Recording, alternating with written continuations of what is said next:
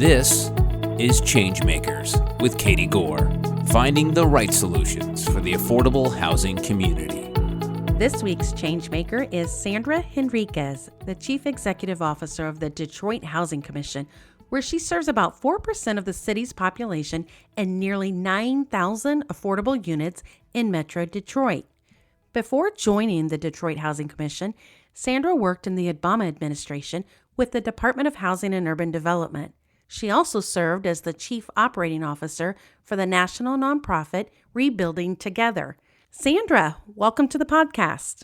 Thank you, Katie. It's good to be with you. Before we talk about what's happening with the Detroit Housing Commission, your reach expands much further than Detroit. You were crucial in the positive turnaround for the Boston Housing Authority, serving there nearly 13 years before being tapped by President Obama for HUD.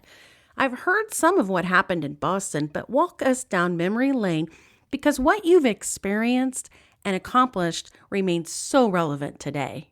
Well, thank you for that question. Boston remains, of course, near and dear to me. It's where I really learned a lot about both public housing and really focusing on what I would call resident-centered economic and community development. And it was a time when I was appointed directly by then Mayor Thomas Menino, may he rest in peace, who really just said to me, quote, "Do the right thing."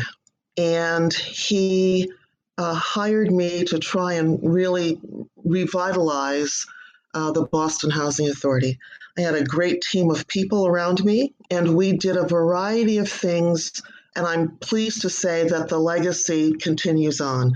The kind of redevelopment activities that are resident-centered, the kind of economic development opportunities for residents, the issues around just trying to do more state-of-the-art at the time. Hope 6, trying to figure out the connection between housing and health. And this was back before it really became sort of the buzzword and the thing to do.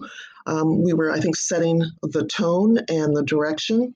And along the way, it was great for me to try and grow, if you will, some employees. In fact, I think my greatest accomplishment for the Boston Housing Authority was hiring a planner early in my tenure there, who now, 20 years later, leads the organization as its CEO. I think that we just really decided that Boston needed a different kind of public housing. It needed to provide better services for its residents, and it needed to be a place where residents no longer shied away from inviting family and friends to come visit them because they were now proud of where they lived, and that work continues on. So how did that influence you as you took the next step and you served during the Obama administration as the Assistant Secretary at HUD? What from Boston were you able to then, bring to HUD? Well, it's interesting because I had been in the private sector before as well. I've gone back and forth in private and public and nonprofit.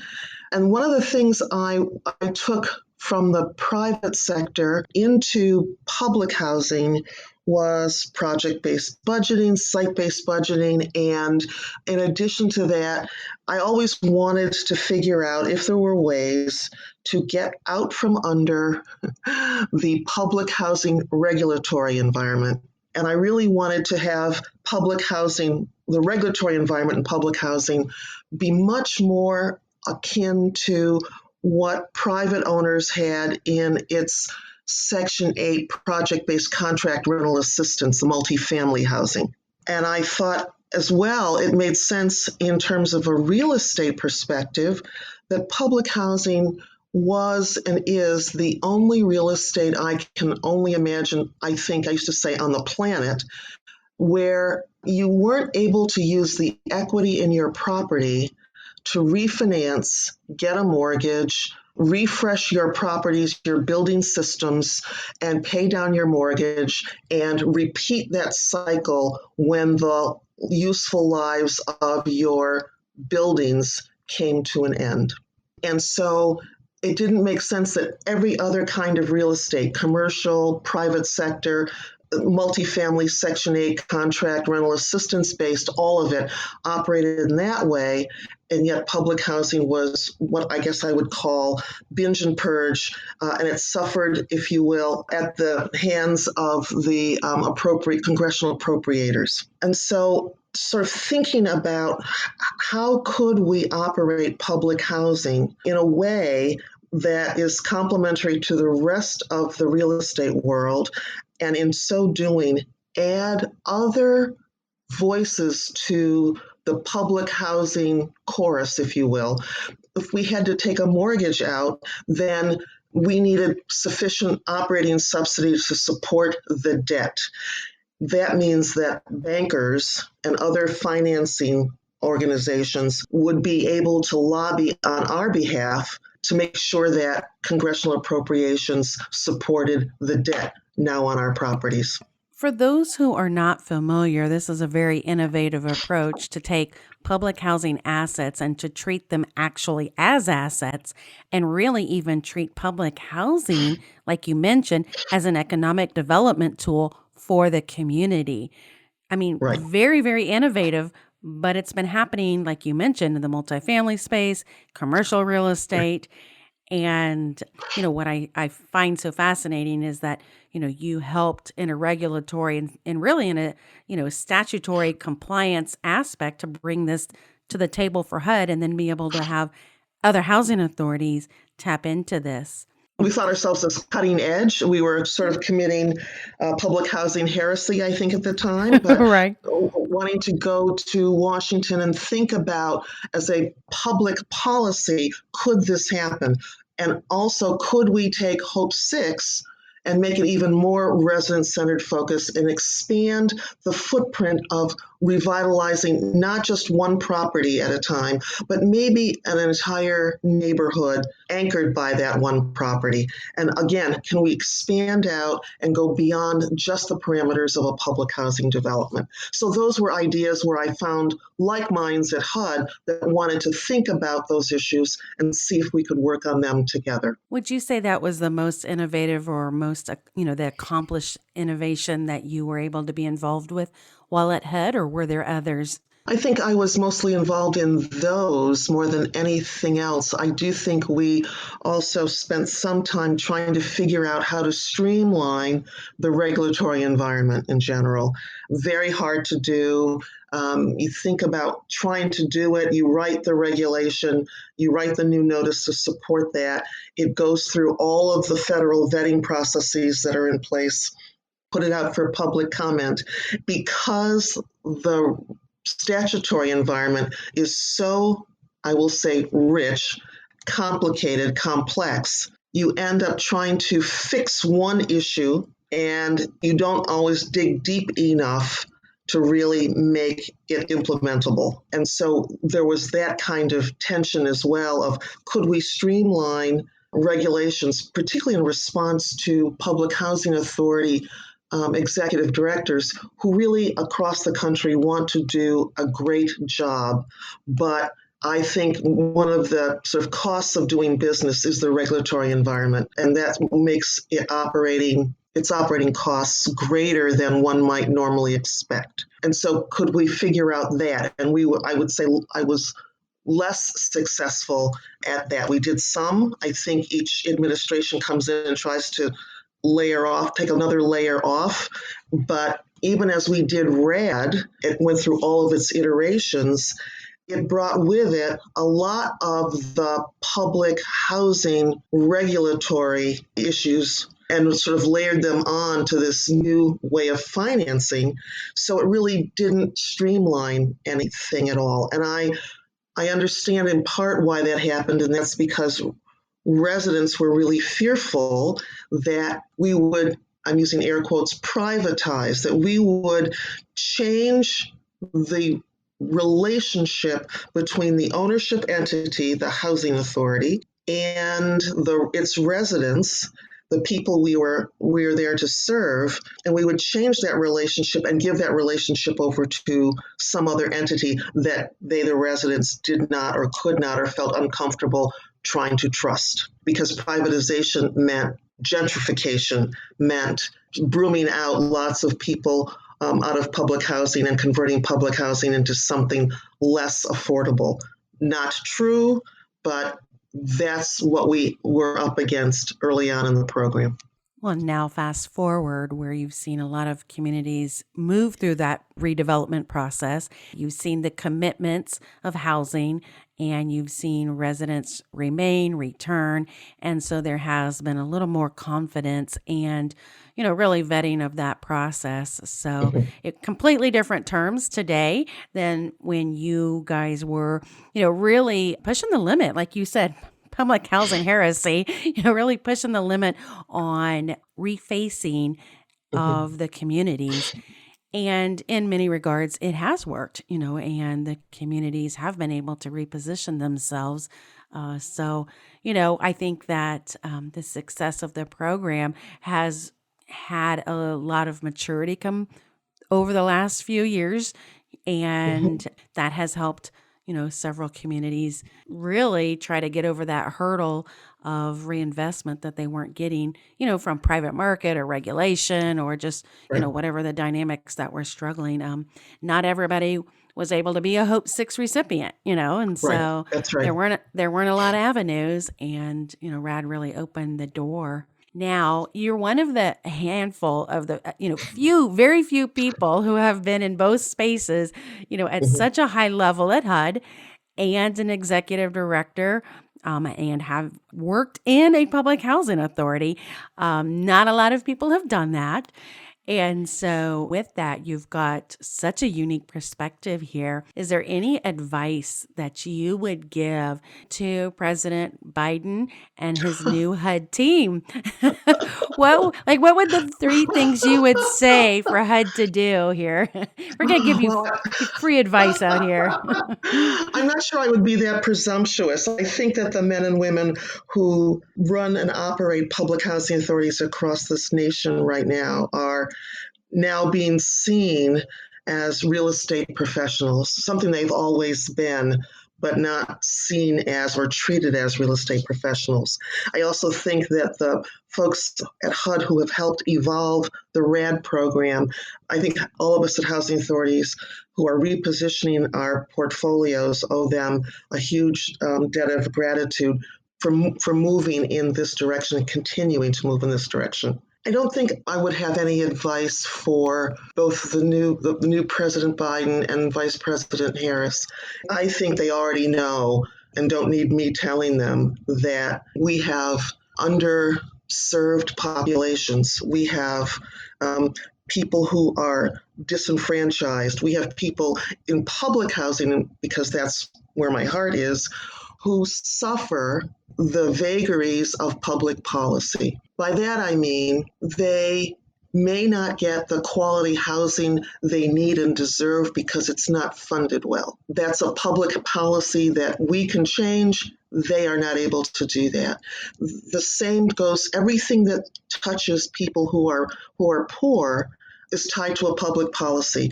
Education, transportation, healthcare, so many things that we need to fix so that people are uplifted across the board. And I believe they already know that and don't need me to say that to them, because I think that that's what we're going to see in the future from this administration.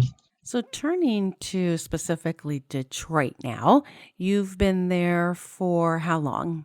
20 months, I think it is, maybe 21 months. And when you went to Detroit, I think that you said that it was one of the cities that you had most visited, only second to New Orleans when you were at HUD. That's correct. Tell us how and why you ended up in Detroit. So during my time at HUD, the trips I made to Detroit, every time I came back, it felt different in a good way. It was palpable. And I had an opportunity trying to figure out what I wanted to do. And of course, once you're in public housing, generally, you come back, you stay in, it's sort of my roots, if you will. And the timing was right. And the opportunity is such here that I believe Detroit is a comeback city.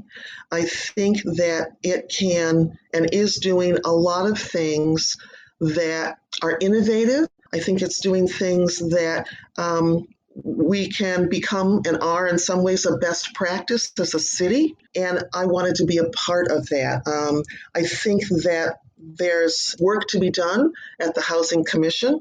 The Housing Commission has not done any significant redevelopment since Hope 6, and the board really wanted someone to come in and both jumpstart a real estate development program as well as figure out how to invoke best practices in its operations, its day-to-day operations. And so while there were decisions made in the past that I might not have made, we're moving forward, changing some of the structure, both the infrastructure of the organization.